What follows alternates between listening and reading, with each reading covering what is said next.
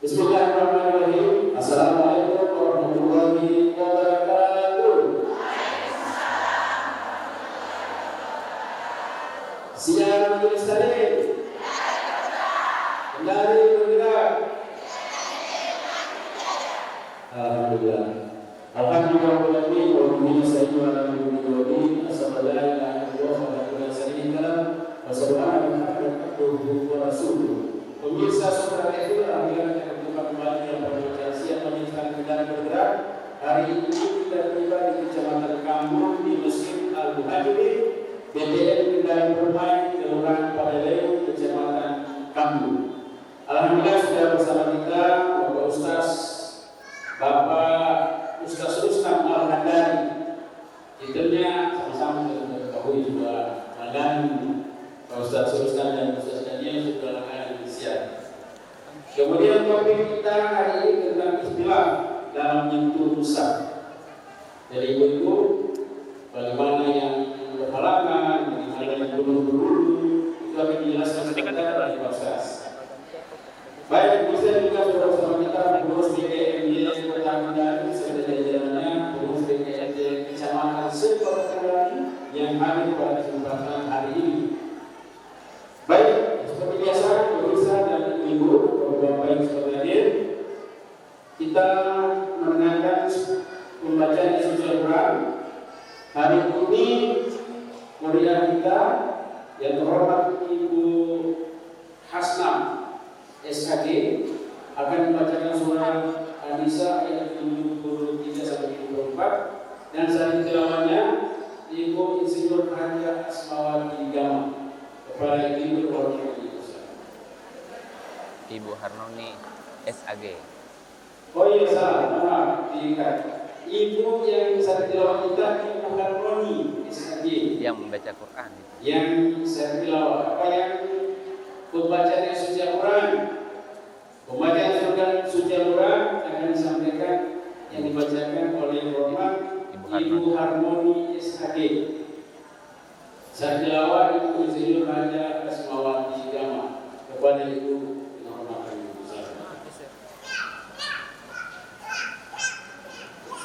Assalamualaikum warahmatullahi wabarakatuh.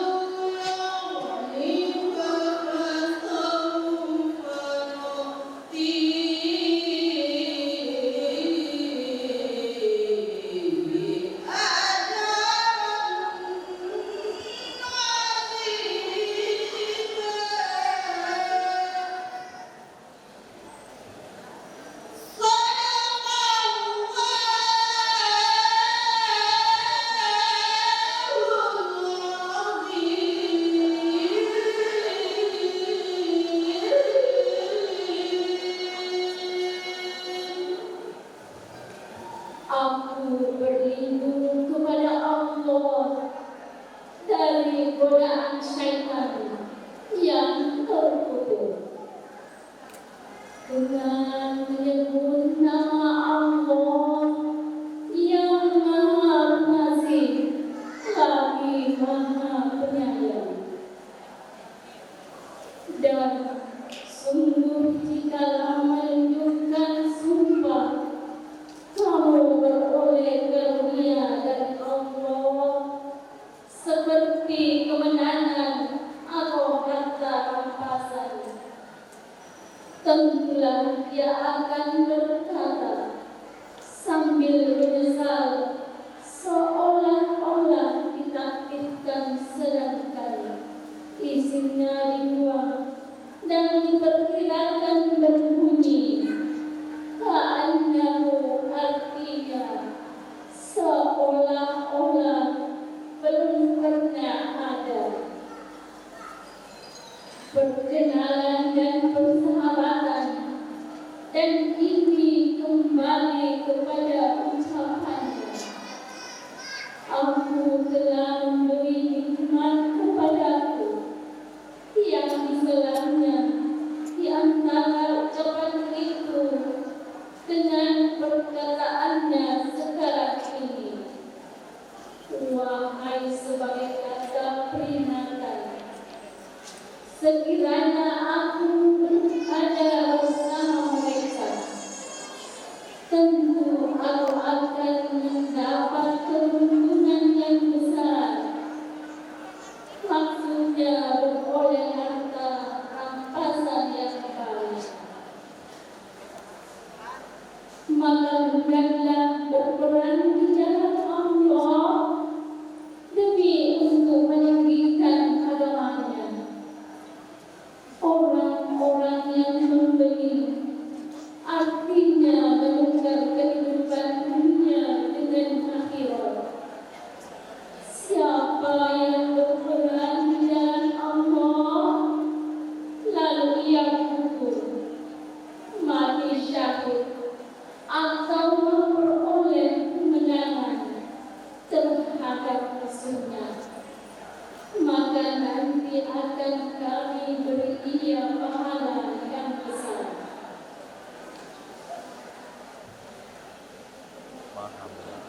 Maha benar firman-Mu ya Allah, lagi Maha Agung. Wassalamualaikum warahmatullahi wabarakatuh.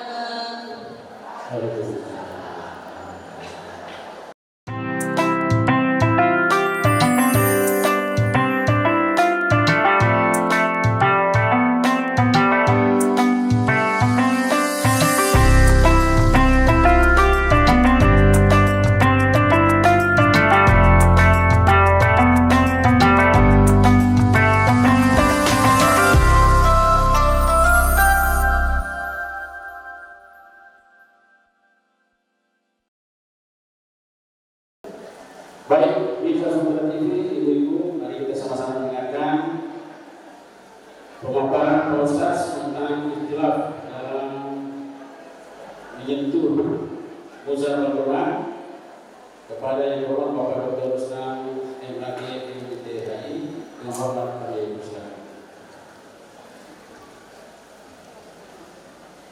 Bisa berdiri, nak?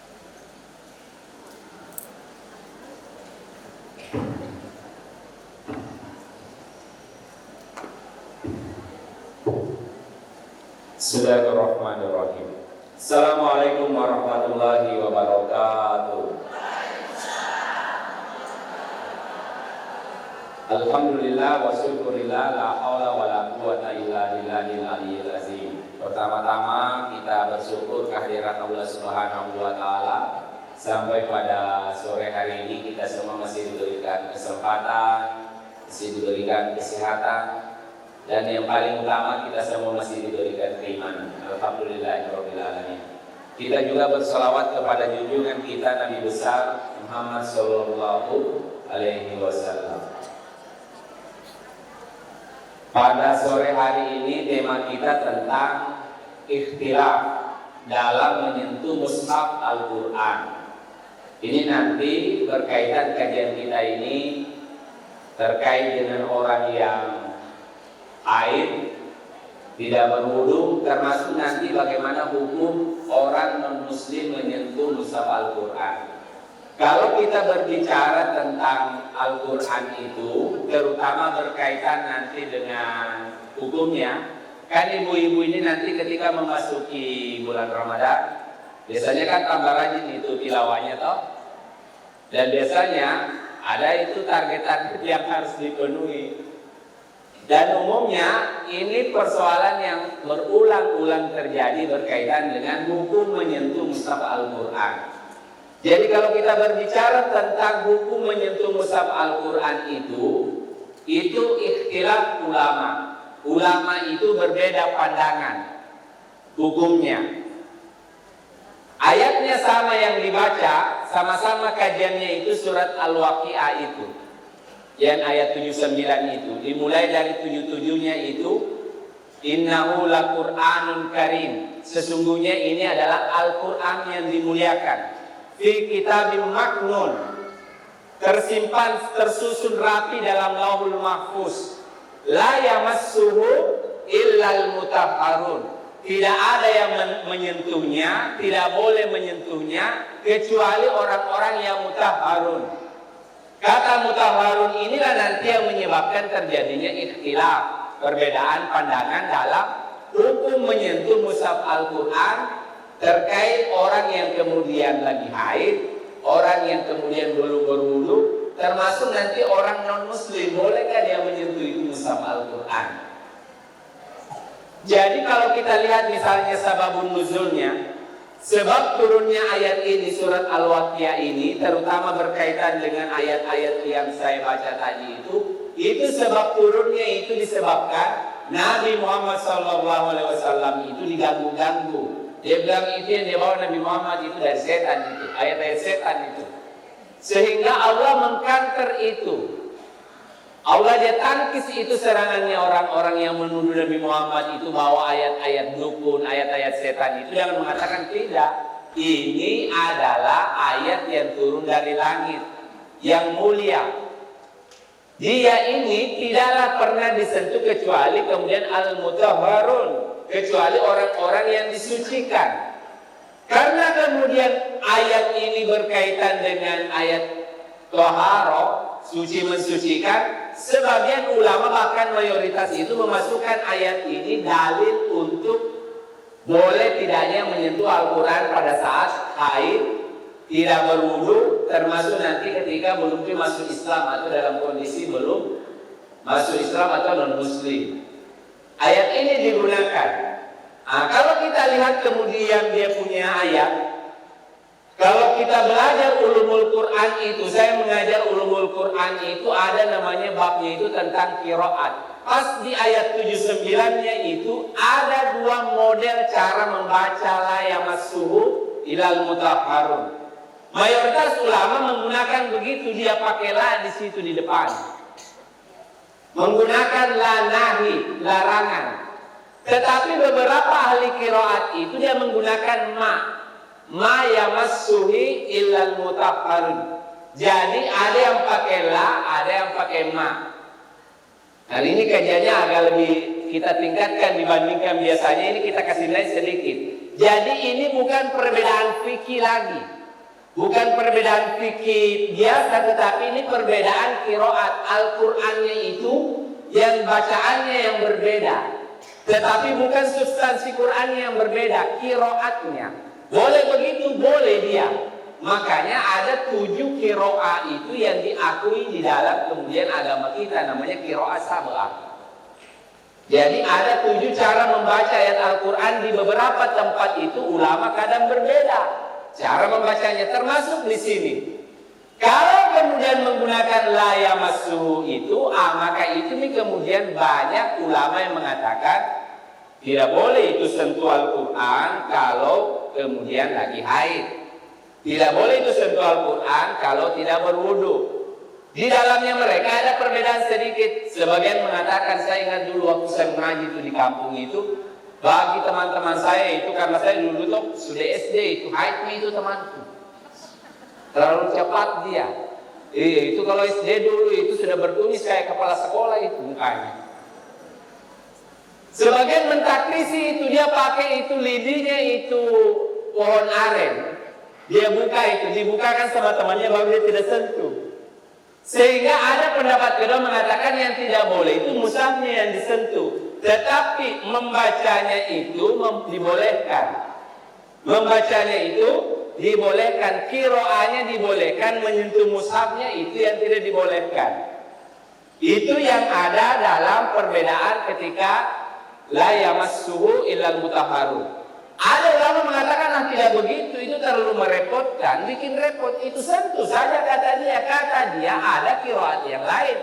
Pakai ma yamassuhu illal mutahharun. Tidak disentuh itu maksudnya tidak itu. Kata tohur di situ tidak diartikan suci secara hissi. Jadi dia kata dia suci dalam Islam itu ada dua. Ada namanya toharo hissiyah, suci dari hal-hal yang sifatnya fisik, dari tai, dari haid, dari air kencing. Ada juga namanya toharatu maknawiyah, suci dari hal-hal yang sifatnya maknawi. Apa itu? Dari syirik, pedokok, ya kan? Suka ngambek, pendendam, ya kan? Itu kata dia suci dari situ maksudnya dia. Jadi ada dua, satu suci hissi secara fisik, satu suci maknawi. Kata dia ayat ini maksudnya suci secara maknawi. Yang tidak boleh itu adalah kalau ada hati-hati kita itu yang kotor, nggak bisa masuk Quran itu. Begitu maksudnya. Sehingga kata dia, kalau kita haid atau belum berwudu, boleh tetap baca Al-Quran.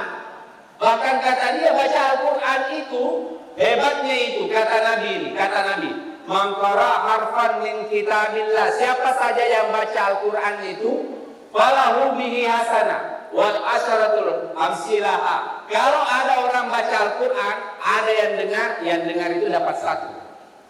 Kalau dia ikut membaca, maka yang membaca itu dapat 1 kali 10. Kalau dia membacanya baru belajar, takut to'a, kata ulama-ulama, tersangkut-sangkut baru dia belajar. Apalagi kalau gurunya kayak saya toh, anak saya itu menghindari kalau mengaji sama saya, karena setengah mati maju orang. Sifatul hurufnya, makharijul hurufnya itu, kalau bagian takhasus itu saya perketat betul, sehingga biasanya pegal itu mulutnya kalau habis mengaji sama saya itu anakku itu pegal mulutnya, kayak hadis tempeleng itu rahangnya. Itu kalau takut to'a kali 2 jadi 20. Hebatnya itu Al-Quran begitu. Jadi mendengar saja dapat 1, baca sendiri kemudian dapat 10, baca sendiri dan baru belajar tersangkut-sangkut, justru harus lebih semangat. Karena itu kali 2 dapat 20. 1 pahala karena kemudian membacanya, ya 1 huruf, 1 kebaikan. Kata Nabi, lam akul, saya tidak katakan alif lam min har. Saya tidak katakan alif lam min itu 1 huruf, walakin alifun har. Alif 1 huruf sendiri, lam har, lam 1 huruf sendiri, mim har, mim 1 huruf sendiri. Hitungnya begitu. Makanya kalau ibu ini ada yang baru kemudian mengaji, bagus itu. Setelah pintar sudah tamat mengaji, ada nanti dikelompokkan, ini kelompok baru belajar Iqra, ini kelompok baru mengaji di Quran besar. Ada nanti di sini takhasus, namanya tahsinul Quran. Mulai diperbaiki dia punya bacaan, dilihat wakaf ibtidanya, tidak boleh berhenti sembarangan. Dilihat sifatul hurufnya, harus pas-pas betul itu sifatnya. Makharijul hurufnya, keluarnya dari mana enak. Apalagi kalau biasanya setiap masjid itu kan ada qori'ahnya. Belajar di sama situ, itu tahsinul Qur'annya di situ.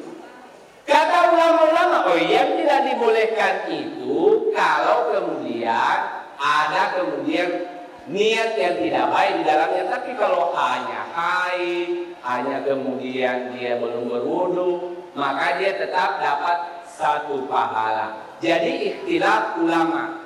Termasuk nanti bagaimana kalau orang Nasrani, orang Muslim yang mau menyentuh mushaf Al-Quran, boleh apa tidak? Boleh tidak, Bu? Boleh tidak menurut Ibu hukumnya? Titip dulu Bu, saya mau masuk ke WC. Boleh tidak? Sebagian ulama mengatakan boleh. Kenapa? Karena hanya disentuh saja kulitnya, dia tidak menyentuh kemudian substansinya, tidak ada apa-apa itu.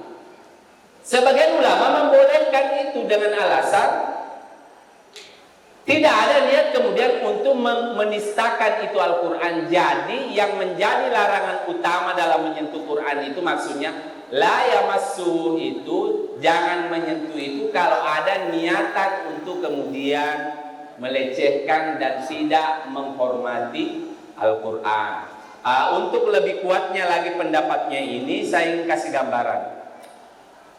Ayat tentang toharo itu terutama berkaitan dengan berwudu. Kalau misalnya wudu dijadikan syarat untuk baca Quran, kayak saya dulu.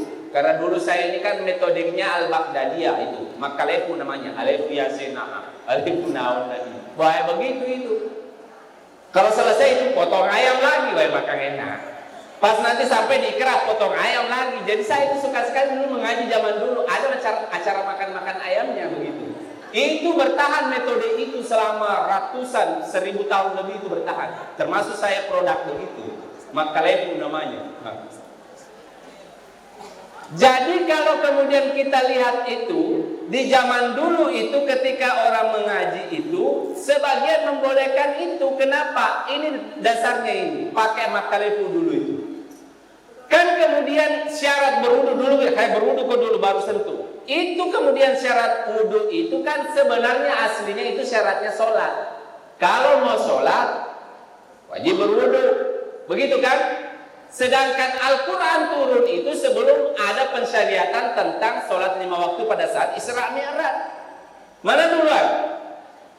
Mana duluan? Duluan turun ayat Al-Quran mulai dari Iqra, baru kemudian Al-Muzammil, Al-Mudatsir. Pertanyaannya, apakah pada saat ditulis itu sahabat sudah berwudu apa belum? Belum. Pada saat ditulis di dinding, di kurma, di kulit itu belum ada wudu pada waktu itu mereka. Karena Al-Maidah itu turunnya bagian terakhir. Surat tentang ayat tentang wudu itu kan surat Al-Maidah ayat 6 itu. Idza kuntum ila shalah faghsilu wujuhakum wa aydiyakum ilal marafiq. Kan itu toh yang menjadi dasar utamanya. Berarti sebelumnya turun ayat-ayat ini, sebelumnya ada ayat tentang wudu ini, perintah berwudu. Ini ayat-ayat ini pakai apa orang? Tentu tidak bisa dikatakan pakai wudu, belum ada perintah wudunya. Sehingga lebih kuat itu yang mengatakan, makanya ibu itu boleh nanti mengaji itu kalau bulan Ramadan sambil menggoreng. Jangan, saya lagi haid bapaknya, jangan nih. Sambil dengar mengaji juga, buka Quran di sebelah situ, tidak apa-apa. Sambil menggoreng, bahkan nanti kalau ibu menjadi guru mengaji itu jangan dengan alasan kemudian lagi haid tidak mengajar anak-anak mengaji itu, kacau itu rumahnya. Kasihan anak-anak itu. Biar ibu lagi haid kalau guru mengaji, panggil itu anak-anak. Baru kemusimaan itu, dengar itu bacaannya. Boleh kemudian dia membenarkan, boleh dia mentahqiq, melakukan pembenaran untuk anak-anak mengajinya. Jadi jangan lagi ragu.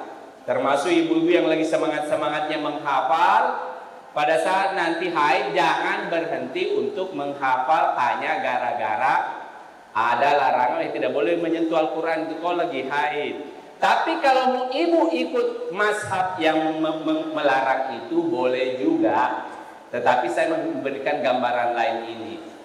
Coba bisa bayangkan toh kalau kita pakai mazhab yang tadi itu tidak harus berwudu dulu. Repotnya itu orang Kristen di dunia percetakan itu. Cetak Al-Quran berapa sampel, baru kemudian 10 dia bungkus, tiba-tiba kentut lagi, saya pergi berwudu. Dia bilang itu bos, bisa pecat kau nah. Tidak jalan percetakan gara-gara kau ini kentut terus. Setiap kentut pergi berwudu. Kan ibu biasa lihat tuh orang kalau lagi menjilid itu surat Yasin, Al-Quran itu apalagi perusahaan besar, masa harus setiap kentut dia pergi berwudu? Sudah lama dia dipecat itu dari perusahaannya. Jadi nanti termasuk ini yang kerja di percetakan itu, dengar ini, jangan kau pergi berwudu, nanti kau dipecat. Lanjut misalnya, pegang mi itu mushaf Al-Quran, pegang mi itu surat Yasin yang kau lagi cetak. Jadi ini pendahuluan kita tentang tema ikhtilaful dalam memegang mushaf Al-Quran. Saya kira nanti boleh dilebarkan kalau ada tanya jawab dalam hal-hal yang lain. Saya kembalikan kepada moderator.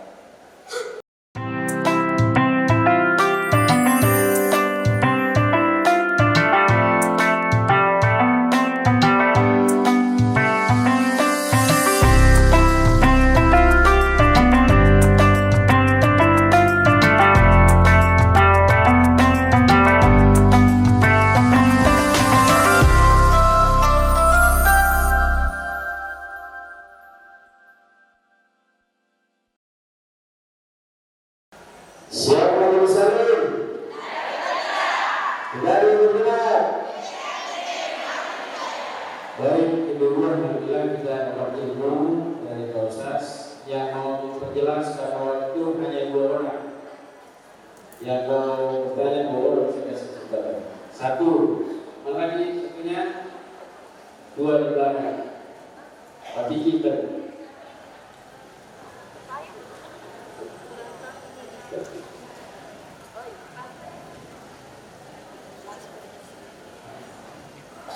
ya, silakan Bu, disebut namanya dari majelis taklim.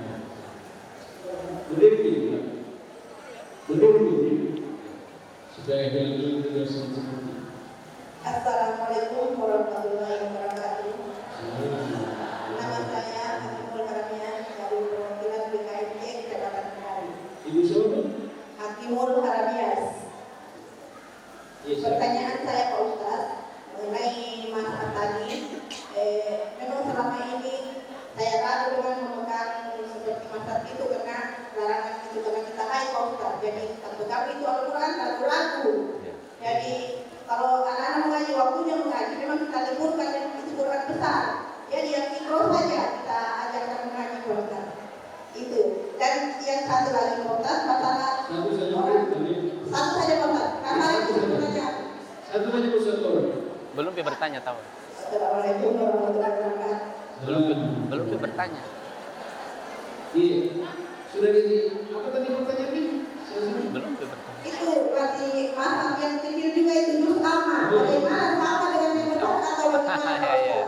Masalahnya kita masih ragu untuk memegangnya dan mengajarkannya juga kita masih terlalu ragu karena terlalu banyak pendapat tidak dibolehkan. Tapi kalau ikro kita tetap mengajak dan memegang. Terima kasih. Jadi tolong penjelasannya lagi Pak Ustaz. Ya. Berikut yang di belakang kamera satu saja lagi ya Bu ya. Tadi.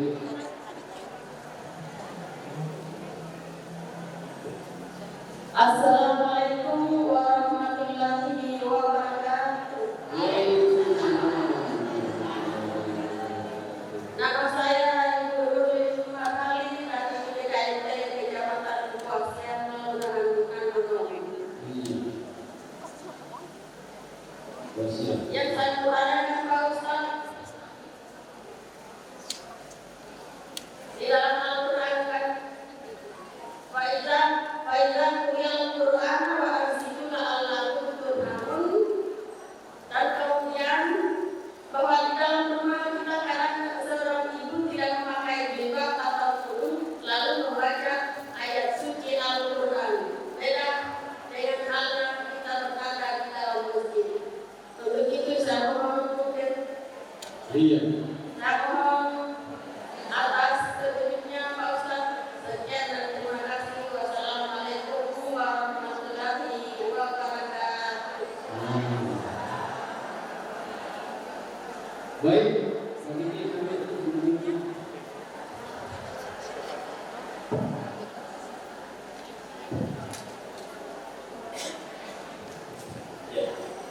Baik, yang pertama berkaitan dengan juz amma. Juz amma itu Al-Quran atau bukan? Juz amma itu potongannya ada potongan Quran. Jadi perhatikan ini. Al-Quran itu nama intinya Al-Quran dari akar kata qara'a yaqra'u, artinya yang dibaca. Jadi kalau dia dibaca itu, selama itu potongannya itu wahyu, maka dia Al-Quran. Kalau dia dibaca, kalau dia ditulis, maka namanya kitab. makanya nama lain Al-Quran itu Alkitab, kata yaktubu, tertulis. Nah ini kitab nih. Ini masalah istilah dan jangan terlalu terikat dengan istilah-istilah itu. Kalau dikatakan apakah kemudian juz amma itu Al-Quran atau tidak, itu ulama pasti beda pandangan. Dulu itu Al-Quran itu tidak di dalam bentuk mushaf. Dia itu ditulis secara sporadis di zamannya Nabi Muhammad. Ada di dinding surat Toha, itu di dindingnya iparnya Umar, Said bin Sabit. Baku menikah dengan adiknya Umar bin Khattab. Dia nanti menjadi ketua tim lajnah penulisan mushaf Al-Quran. Mushaf Al-Quran itu pertama kemudian ditulis itu di zamannya Abu Bakar As-Siddiq, atas masukannya Umar bin Khattab ketika banyak alhamdulillah, ketika banyak kemudian penghafal Quran itu meninggal dalam perang Riddah itu. Ketika memadamkan perang pemberontakan Nabi palsu Musailamatul Kadzdzab itu, ada sekitar 60 lebih itu habis Quran meninggal. Sehingga Umar mendapatkan ilham, kata dia, ya Khalifatul Rasul, wahai khalifah pengganti Nabi, harus kita tulis ini Al-Quran. Itu tulisannya sudah tersebar di mana-mana, di kulit kayu, di tulang, di kemudian tembok rumahnya orang itu ditulis dalam sofhatun, lembaran-lembaran. Awalnya kemudian Abu Bakar nggak mau, kata dia bid'ah ini, nggak berani saya. Sampai kemudian diyakinkan, akhirnya dia kemudian kata dia, saya tidak mau sendiri, kita tanya kemudian kepada para penulis wahyu. Akhirnya ditanya Said, awalnya tidak mau, akhirnya karena kemudian mendapatkan ilham Allah, mereka sepakat. Seluruh penulis wahyu dipanggil, ketuanya itu Said bin Sabit, ditulislah Al-Quran itu pada mushaf. Yang pada waktu itu mushafnya itu la nuqta walal harokat, tidak ada titiknya, tidak ada harokatnya. Jadi ba ta sa itu sama. Ba ta sa itu sama. Nun sama dengan ba ta sa itu. Tidak ada harokatnya di atas itu, tanda bacanya tidak ada. Bukan hanya gundul botak itu Qurannya zaman dulu. Tetapi bisa dibaca karena pada waktu itu memang fungsi penulisan itu hanya untuk membantu fahmul Quran, pemahaman yang sudah ada. Maka ditulislah mushaf Al-Quran pada waktu itu. Dikumpul, mushaf itu dipegang oleh Abu Bakar, setelah meninggal Abu Bakar dipegang oleh kemudian Umar, meninggal Umar dipegang Hafsah, istrinya Nabi, anaknya Umar. Setelah itu pindah ke Utsman bin Affan. Di zamannya Utsman bin Affan ada sahabat yang menulis Al-Quran koleksi pribadi dengan urutan yang berbeda. Ada yang memulai dari Iqra. Sehingga disepakati penulisan Al-Quran kemudian 4 kitab itu namanya Rasam Utsmani. Tidak boleh, harus dimulai dari Fatihah, kemudian setelah itu Baqarah. Seperti yang kita lihat sekarang ini. Tetapi belum ada titik, belum ada harokatnya pada waktu itu. Jadi dari awal Al-Quran itu ya tersebar-sebar. Kalau mau dikatakan apakah potongan itu Al-Quran, ya ini potongan ayat Al-Quran ini di atas. Yang ada dalam juz amma itu potongan ayat Al-Quran, potongan ayat Al-Quran. Mushaf Al-Quran itu kalau dia utuh 30 juz. Sekarang pertanyaannya, bolehkah dibedakan cara memegang kemudian mushaf Al-Quran dengan juz amma? Samakan saja hukumnya. Kalau saya pegang saja biar haid tidak apa-apa. Yang penting jangan berdarah tangannya ibu di situ. Ganti juga dulu. Masa beda? Jangan juga begitu. Tetapi maksudnya tidak ada niat untuk kemudian menistakan Al-Quran. Bahkan nanti ditanya bagaimana hukumnya membawa Al-Quran masuk dalam WC. Saya termasuk membolehkan kalau Al-Quran itu mahal. Jangan sampai simpan di luar, hilang. Iya kan? Bawa saja di dalam, tetapi jangan kita kemudian mengaji dalam WC, jangan. Tetapi tetap bawa di dalam dengan tasnya ibu, maksudnya sama seperti HP, bawa saja meskipun ada kemudian software Al-Qur'annya di situ, tidak apa-apa. Sama seperti kepala kita, ada Al-Qur'annya atau tidak? Ada, tetapi ketika masuk di WC dinonaktifkan. Jangan kau membaca ayat Al-Quran di dalam terlalu rajin juga kamu. Kau keluar kau berwudu dulu begitu. Jadi saya membolehkan Buya juz amma samakan saja dengan Quran besar. Biar Ibu Hain tetap ajar ini anak-anak mengaji, jangan berhenti. Hanya gara-gara tadi adanya ayat itu, dulu ada di pinggirnya Quran itu. La yamassuhu illal mutahharun. Jangan dipakai kemudian dalil ini lagi. Tetap. Dan yang terakhir, ada ayat idza quri'a al Quran, kalau dibacakan ayat Al-Quran fa'ansitu, diam dan dengar.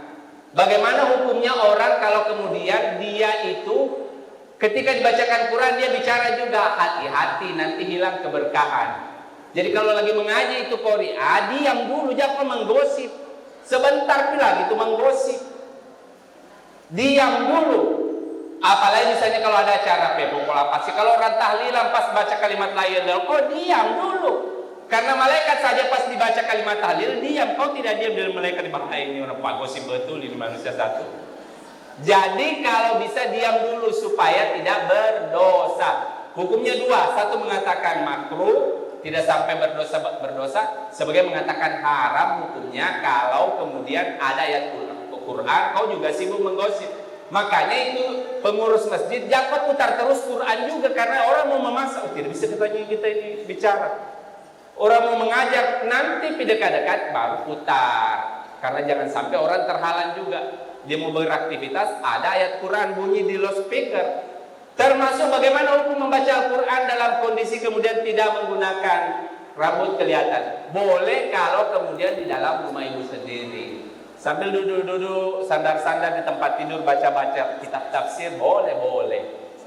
Iya kan? Boleh. Jadi boleh Bu ya. Sambil kemudian tidak apa-apa. Iya. Tentu kalau lengkap berpakaiannya lebih bagus. Tetapi kemudian dalam kondisi terbuka auratnya itu boleh baca Quran atau tidak? Boleh. Kenapa boleh? Karena potongan Quran juga boleh dibaca pada saat kapan? Pada saat banyak hal. Bismillah itu kan potongan Quran. Dibaca pada saat kapan? Banyak tempat. Apakah harus kemudian ketika pakaian lengkap? Tidak. Jadi mau tidur, ya, Bismillahirrahmanirrahim, baca kulhud. Jangan lagi, tunggu dulu, sambil dulu kerudung ke bapaknya, baru kita. Jangan nih, marepo itu. Sudah mau tidur bapak dia bilang bapaknya, kenapa nih kamu ini? Kalewa-lewa juga. Jangan kau ambil lagi kerudung, mau ke tidur. Kan mau baca itu 30 nih, baca nih itu. Jadi begitu Bu ya, marhaba. Boleh tidak pakai kerudung. Saya kira begitu ya. Baik, kesimpulannya. Hukum kemudian kita menyentuh mushaf Al-Quran ketika kemudian tidak haid, ketika kemudian tidak berwudu, haid termasuk orang yang non muslim itu ikhtilaful ulama, ada yang mengharamkan, ada yang membolehkan, tetapi untuk kemudian kemaslahatan dan tidak menimbulkannya haraj, saya menganjurkan termasuk bagi guru mengaji, guru-guru agama untuk mengambil pendapat kemudian yang lebih meringankan supaya aktivitas belajar mengajar tidak mempersulit dan kemudian tetap bisa dilaksanakan dengan baik. Lebih dan kurangnya mohon dimaafkan. Billahi taufiq wal hidayah. Assalamualaikum warahmatullahi wabarakatuh. Selanjutnya kata-kata dari pengurus DPD Kota Kendari yang terhormat Ibu Yasmin Sekretaris DPD Kota Kendari, kami persilakan 5 menit. 5 menit.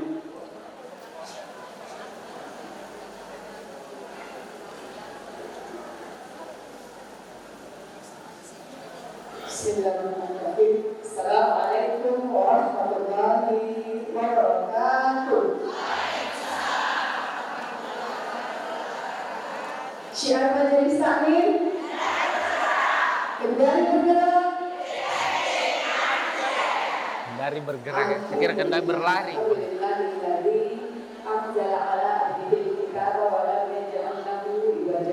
Asyhadu an la ilaha illallah wa asyhadu anna Muhammadan abduhu wa rasuluh.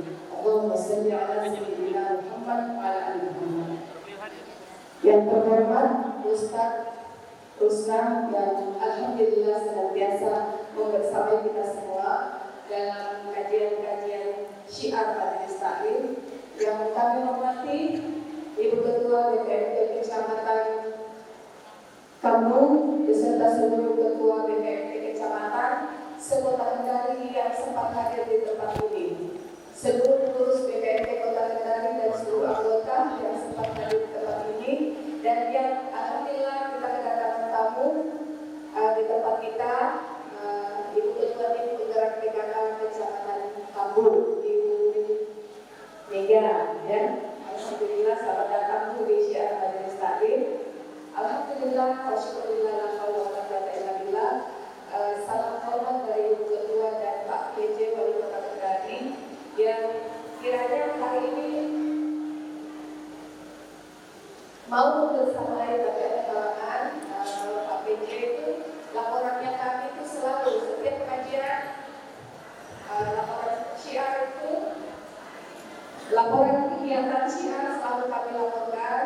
Kalau beliau sempat hadir, insya Allah akan hadir. Dan hari ini kebetulan meninjau lokasi bencana hujan yang di beberapa titik itu ada longsor dan banjir. Jadi salam hormat dari beliau untuk kita semua. Baik Ibu, dari kami karena ini penghujung tahun, insya Allah 2 pekan ke depan syiar Majelis Taklim, Ibu Ketua BPMT Kota mengundang kita untuk nanti bersama-sama zikir di 31 Desember, jadwal kita nanti lagi 2 pekan ke depan Sabtu, kemudian Jumat depan nanti informasinya lewat Ketua BPMT Kecamatannya masing-masing. Jadi syiar di Jumat depan lagi. Kemarin masih ada yang bingung, ini bagaimana kan syiar sama gamis? Jadi saya bilang kalau hari ini syiar, pekan depannya itu Jumat. Jadi kalau hari ini Sabtu, pekan depannya Jumat, pekan depannya Kamis. Jadi dia ganti-gantian. Jumat, Sabtu, Jumat, Sabtu, Jumat, begitu seterusnya. Jadi dia, ya, mudah-mudahan tidak keliru. Nah, terus ada yang bertanya, wajibkah itu datang gamis? Kalau ibu datang lebih baik, walaupun umpamanya tidak diaksen, tapi kan ibu dapat ilmu kalau datang, ya. Jangan sampai niatannya salah, niatannya karena mau aksen saja. Kalau tidak aksen, tidak mau bicara. Jadi dia, ya, baik, itu saja dari kami. Permohonan terima kasih dari pengurus BPMT Kota Kendari kepada Tuan Ketua yang telah memfasilitasi kegiatan ini, kepada Pak Ustadz yang selalu hadir bersama kita. Demikian dari saya. Billahi taufiq wal hidayah. Wassalamualaikum warahmatullahi wabarakatuh.